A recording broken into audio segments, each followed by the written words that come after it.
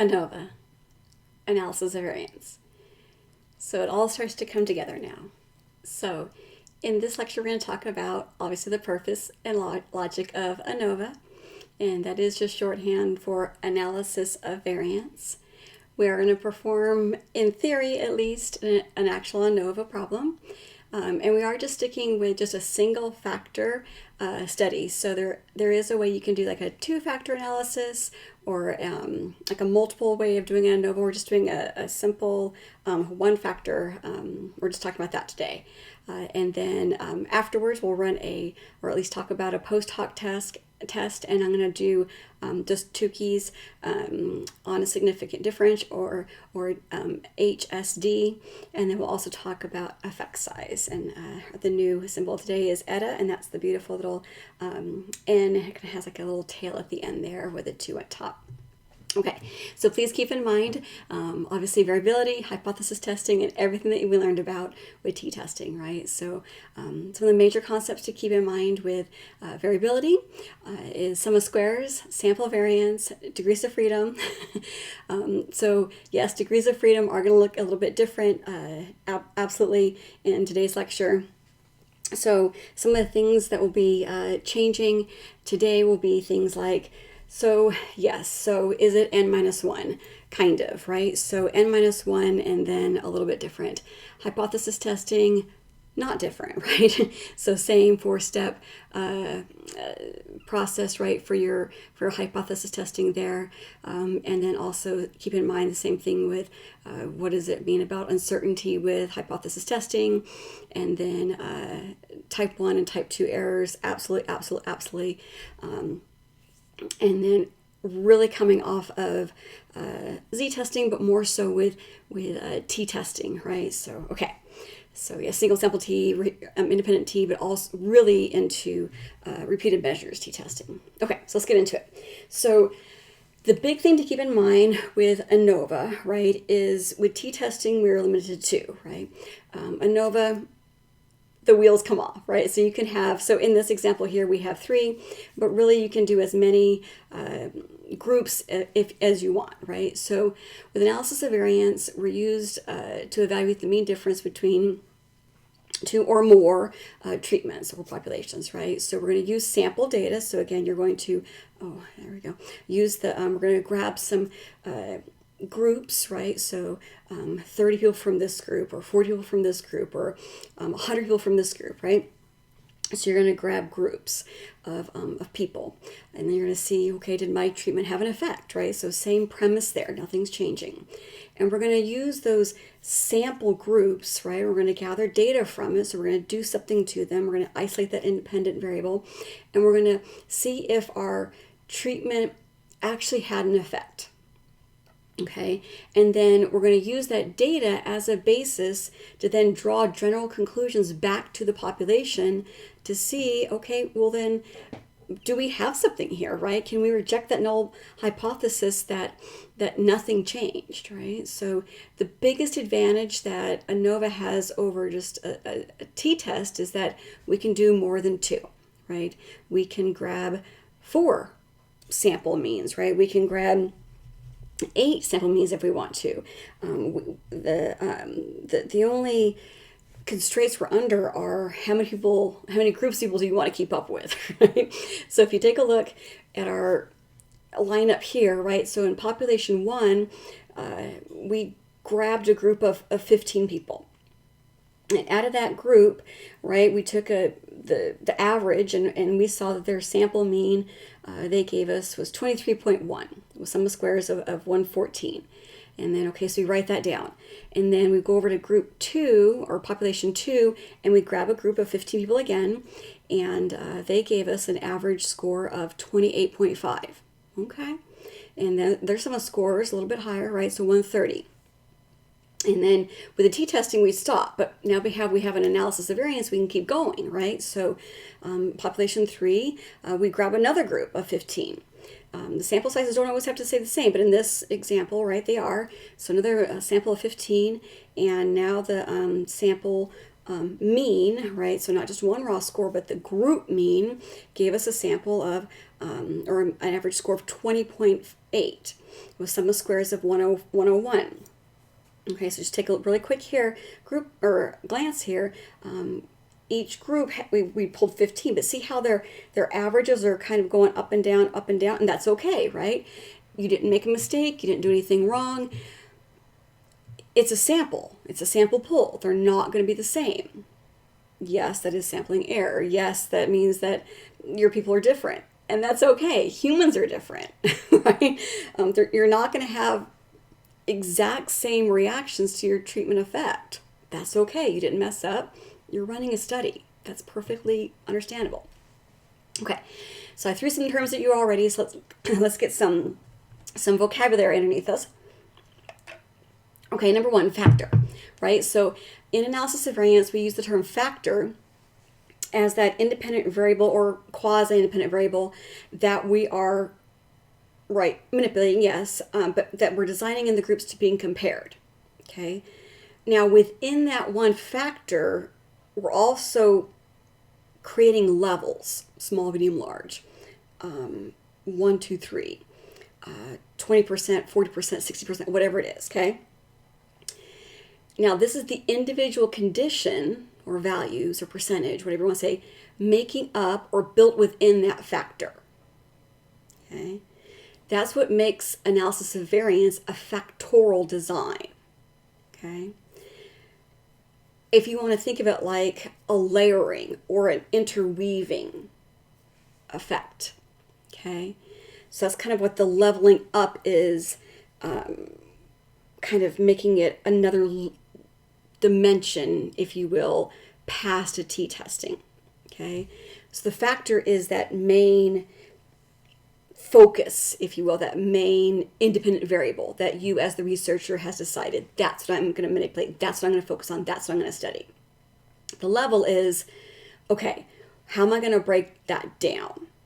Okay, like I said, and you can decide on how you're going to divide it up or break it down or, kind of break them apart, but that's what that design that you're building within your study, that's what makes an analysis of variance or Anova have that factorial design component built into the study.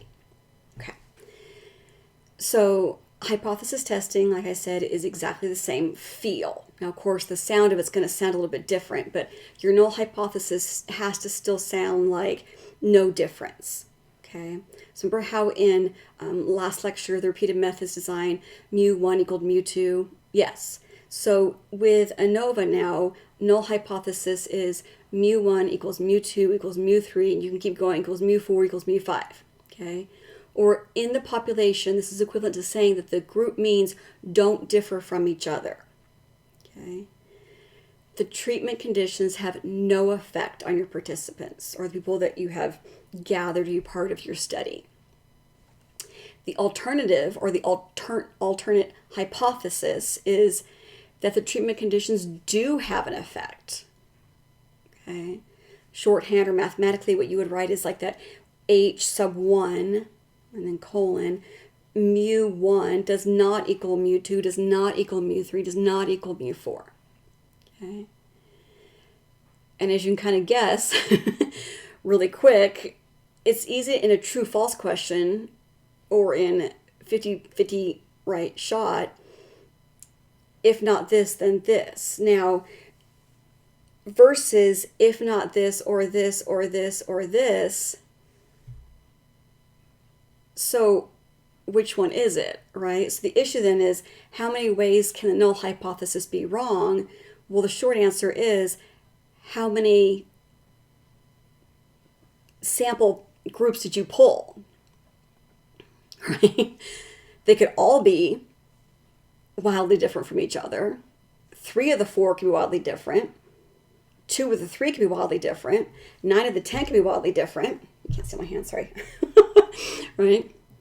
So all means could be different from the other mean. Right? So that's the extra layer that we're also adding in this lecture compared to just repeated measures t-test. Okay. So type 1 errors and this whole idea of multiple hypothesis testings. Okay. So why don't we just keep doing a series of t-testings, if you will? Right? Because if we can just run a t-test, why don't we just run a t-test, another t-test, another t-test? Well, it's like taking a copy of a copy of a copy, right? So remember, like in grade school, or I don't know, maybe you still have faculty today, or I don't know, maybe at work, right? So you have that one copy, and it was a good copy, but then that one person made a copy of the copy, and then another person made a copy of the copy of the copy, right? And after a while, you don't even know what it says anymore. That's what would happen if you just kept taking a t-test and a t-test and a t-test, right? Or like telephone, remember that game Telephone? And like the one person would whisper what the message was, the next person would whisper what the message was, the next person would whisper what the message was. After a while, like it doesn't make sense anymore, right? So that's why we use an Anova versus just keep running a t-test, right? So experiments often require multiple hypothesis tests, but every time you do that, you increase the probability of you committing a type 1 error. And again, the type 1 error for a set of tests accumulates test-wise alpha. And experiment-wise alpha or test-wise alpha is going to make any effect that you show not really like provable, or you can't replicate it, or it doesn't work. Like it's not good, right? It's not valid, right? So an Anova runs all those t-tests simultaneously, regardless of the number of means, right? And it gets rid of this artificially, or not even artificially, this inflated experiment-wise alpha, and it kind of gets rid of that copy of a copy of a copy of a copy problem. Okay. So theoretically, this is what the Anova statistic looks like, right? So all you're doing is taking that variance, the difference between all the sample means, and you're dividing it by the variance or the difference expected with no treatment effect, or in other words, if that null hypothesis is true, right? So some things to keep in mind. One, it's not possible to compute the sample mean difference between more than two samples, okay? So when we talk about this, in theory or in practicality, a t-test or an F is really like your t squared, okay, if you want to think about that. So all F, all your Anovas is going to be positive. I should have told you this before, sorry. F is shorthand for Anova. Like we don't write, remember how we say like Z obtained for our Z statistic and T obtained for our T statistic? We're not going to write Anova obtained, it's too long, so we use shorthand by just saying F. Okay, so their F ratio is based on variance instead of the sample mean differences, because it's going to keep going and it's going to be that copy of a copy of a copy. Okay.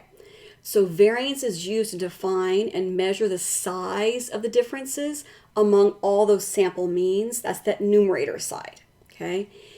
And then that variance in the denominator measures the mean differences that would be expected, again, if that null hypothesis is true or if there was no treatment effect. And again, I should have told you this before. F is shorthand, that symbol that we use for Anova. So when I say like F obtained, what I'm saying is like Anova obtained, or our Anova statistic. Okay, so some more of the logic of Anova. What we're really looking at for is the total variability. We're looking at between treatment effects or variance and within treatment variance. Okay, so let's talk about those separately. So between treatment variance is that variability results from just general differences between treatment conditions, okay, between samples, right? So this is the variance that we're looking at, the differences among all the scores between the sample groups. Okay, so sample group 1 and sample group 2 was the variances between those two groups, right? Within treatment variance is that variability within the sample itself. all the variability with all the individual scores. Okay. And then hopefully that image up there kind of breaks it down a little better. Okay, so again, the logic of Anova is looking at the total variability, both between variants and within variants. Okay. So if I'm looking at within variants, I'm looking at how different am I as a faculty member throughout the semester, right? Do I fluctuate on my grading? Am I easier in the beginning, easier at the end, right? Am I more lenient on accepting late work? In the beginning of the semester versus at the end of the semester, right? I don't know. Do I take attendance? Am I crazy about you, right, showing up for class more so, right? I don't know, right? But you know how you pay attention to faculty, and sometimes the variability of a specific faculty member is like all over the place.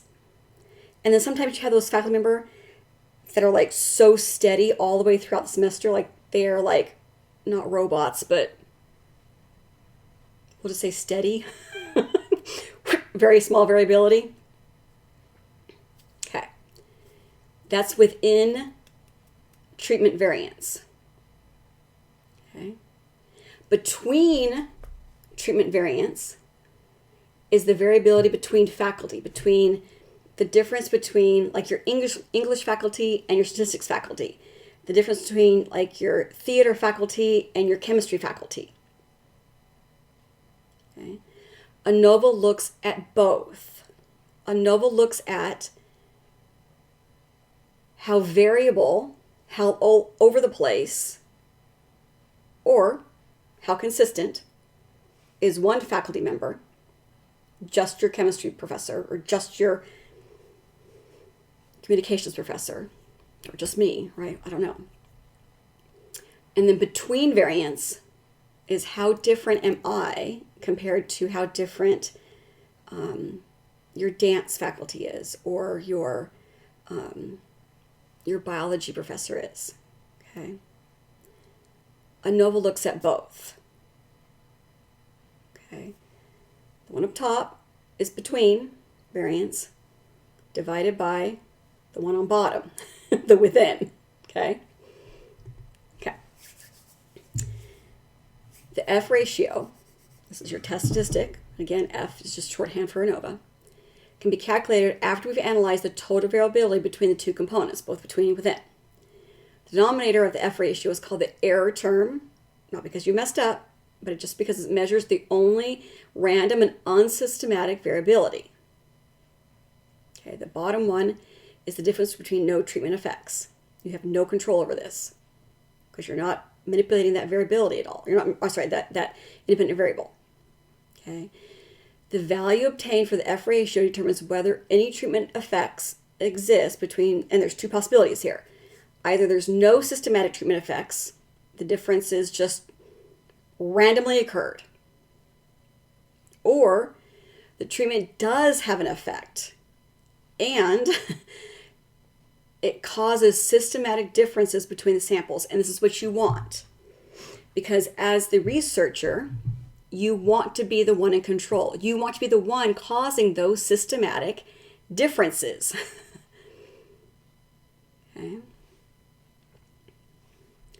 If the null hypothesis is true, this number that this equation, this F pumps out, is going to be nu zero because you have no effect. You did not move the needle. You did not change nature. Okay. And the F ratio is near 1. It indicates the differences between the treatments and are random, unsystematic, meaning you didn't make the changes. Things are just happening randomly. Okay. So if it's 0, nothing happened. If it's around 1, things happened, but you didn't make them happen, just wonky things happened, okay? if you reject the null, it's going to be a lot more than 0. I mean, like, a lot more. Like 43, 87. I mean, like, it's going to be noticeably different. Okay? And when you reject the null in ANOVA, what you're saying is, I'm doing this. It is larger, noticeably larger, and there are systematic treatment effects. Okay? This is what you want with ANOVA. Because what you're doing is, random stuff isn't happening. Systematic things are happening, and I'm making those things happen. Okay. Let's go on to some more notations and formulas. I have a whole other series of videos that shows you how to do the math by hand. Sure, you can do the math. And there's also software that can do the math for you. I want you to know what we're doing with the math. Okay, so K is what most textbooks use now to like shorthand for the number of treatment conditions. And again, this is up to you. How many humans do you want to keep up with? Okay, the number of scores in each treatment, N1, N2, N3. Okay, now little n, small n. The total number of scores, big N. Okay, and then yes, when all the samples are in the same size, big N, it can be notated as Kn. That's fine. Okay, the sum of scores, so sum of N, or sum of X, sorry, for each treatment is T, capital T for like total. Okay, the grand total for all scores in the study, or sum of T, right, is G. Okay, again, I have a whole series that will show you how to do this by longhand if you need to show someone how you can run an ANOVA by longhand. Like if you want to show a teacher that you can do it by longhand. I don't know, or like if you're at a party and you're like, I'm super cool, I can run an ANOVA by longhand. It's actually kind of impressive. But also, please note, there are no like universally accepted shorthand or notation. These are the ones I use because it makes sense. And just hear me out. N is like universally known as like your sample size. N equals 100, N equals 30, right? So if N is, I'm using sign language, sorry. N is like your sample size, I think, okay, if I'm doing N for like sample sizes, I go big N for like sample, right? Oh, my voice got weird there. Okay. And then for sum of scores, right, just go sum of scores. But then I go like T, big T for like total. And if I'm going to go like grand total, G. But again, just know that if you're running it longhand and someone's like, I don't use G, I'll be like, okay, cool, you do you then. Okay. This is just another like screenshot, like the basic sequence that you're going through for running an ANOVA. Okay, so the final goal, again, for ANOVA, like what are you trying to do? You're trying to find an F ratio. Okay, again, F ratio is what is the variance between the treatments divided by the variance within the treatments. Okay, and each variance in that F ratio is computed as sum of squares divided by the degrees of freedom. And degrees of freedom, again, is going to be, well, dependent on how many people you have. Okay, so variance between the treatments, that top one, that numerator one, and an F ratio, is the sum of squares between divided by degrees of freedom between. Do the same thing for within, right? So the variance within is sum of squares within divided by degrees of freedom within. To obtain each of the sum of squares for both between and within, right? What you do is you take your sum of squares between and your sum of squares within, and that finds your sum of squares total. Same thing for your degrees of freedom total. You find your degrees of freedom between and your degrees of freedom within, and that finds your degrees of freedom total. Again, this is really important if someone's making you run it like an ANOVA by longhand. And it's really important to understand theoretically like what is making up that F ratio. Again, this is more of your equations using my shorthand. So again, I like G, big G, T, big T, okay? And please know, if someone is making you demonstrate this by longhand and they use different symbols, just ask them like what they use, what symbols they use, and just know like, fine, you can use their symbols. Okay. Okay, so analysis of degrees of freedom specifically for ANOVA. Okay, so we're gonna start at the top. So total degrees of freedom. Okay, so total degrees of freedom is N, big N, minus 1. Okay, so how do we get there? Okay, so within treatment, right? So within, it's just that one sample and then all the different scores within it, right? So how all over the place are those scores? Okay, so degrees of freedom within is N, big N, so all your sample sizes, or all your sample sizes for all the different ones, right? Minus K. And then between treatment, degrees of freedom, is K minus 1. And if you want to go back up, and I have it over here too, like as a graphic, right? So how you get your degrees of freedom total, N minus 1, well, how you get that is degrees of freedom between, degrees of freedom within.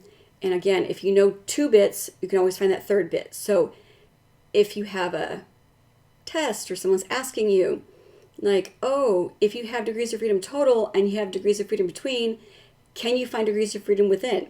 You can. Same thing with total and within. Can you find between? You can. Just mix around the equations. Some more calculations. This one is for variance. For variance, our notation is M, capital MS, and the F ratio. And again, the F ratio is your test statistic for ANOVA. So up until now, Z obtained is our test statistic for Z scores. T obtained is our test statistic for T scores.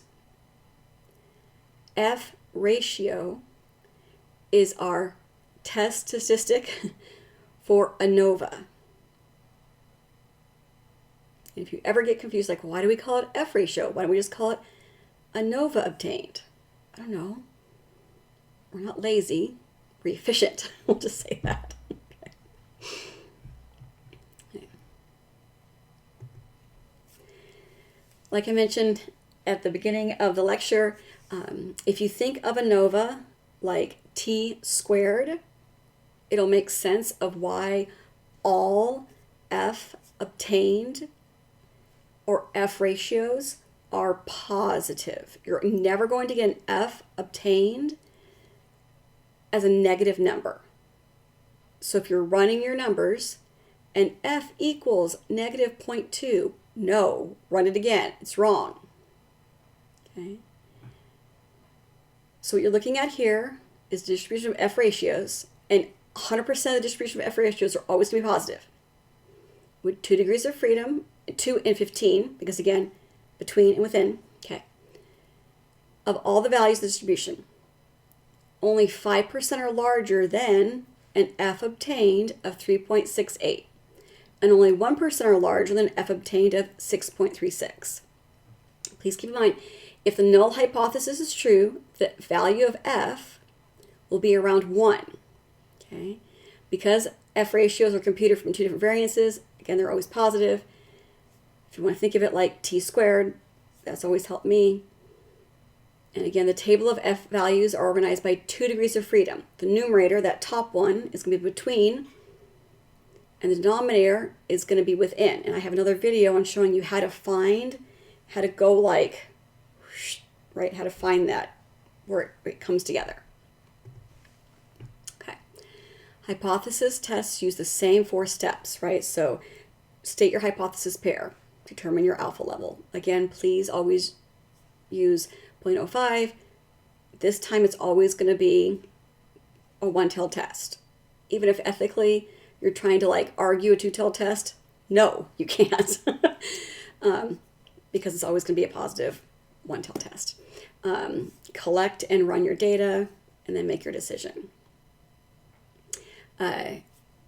Linguistically, this is what it sounds like when you actually compute the test statistic. So it's done in stages. So again, if you're doing it longhand, you're going to compute the sum of squares total, sum of squares between, the sum of squares within, right? And then you're going to go for variance. Variance, again, shorthand is MS. And then you're going to compute the F ratio. If you are lucky, or not lucky, if you're good and you the statistics and you get to reject that null hypothesis, you get to go on and find effect size. So again, we're done doing Cohen's d. We're now on to eta, and this is that n with a little like kind of great little tail. So that's her down there. So that's eta squared. And you can compute percentage of variance accounted for. In published reports, obviously you would do not only your decision but also effect size, and you would just do sum of squares between and then divided by your sum of squares total. So in addition to that, you would also do what your F obtained is, your degrees of freedom, your p-value, and your effect size. So it would sound like this. I ran Anova with degrees of freedom of 2 and 15, which yielded a F ratio of 7.16, p-value of less than 0.05, so I rejected my null, and it gave me a effect size of eta squared equaling 0.488. Same assumptions as we've been talking now for the last 4 or 5 lectures. Each sample pool must be independent. You must select from a population, or all your samples must be pulled from a population that's assumed to be normal. You must have met the homogeneity of variance assumption. You can't violate that. And if you do risk, if you violate that, then you do risk having your tests invalidated. Like I mentioned at the beginning of the lecture, if you reject the null, it just says that one of these samples are not like the other. Right? So you have to find out later which one does. I mean, they might all, which one, but at least which one is statistically significantly different than the other. All the Anova does is says that one of them is, because it's testing it simultaneously. You then need to run a post hoc test and find out which one is different. So you need to run a post hoc. So a post hoc test compares 2 or more individual means at one time, also called a pairwise comparison. Each pairwise comparison does increase the risk of type 1 error. So run the postwise to control for that. Okay. So I do believe I have, or I do believe you can find at least Tukey's table online pretty easily. That's the one I was taught on, so I believe it's the easiest one, but there's other ones. So Tukey allows you to find on a significant difference. This is the single value that determines the minimum difference needed. That allows you to say, yes, there is statistical significance, and with that p-value being less than alpha, right? And I do have that equation here, but again, put it in some software and you can find out if it meets that threshold or not. So again, one last note on Anova, that numerator part of that equation or that ratio is just finding out what is the difference between treatments, and that denominator, that bottom part, is how much difference, how much variability is within the treatment. So we're in the thick of things now in this lecture series. This is Anova. The good part is we are at the peak. If you have hung out with me in this lecture series, just know that this is it. This is the end. This is the scary part. So I don't know if you haven't blinked yet. Good for you. This is amazing. This is Anova. This is a lot. So you're doing great. Keep it up.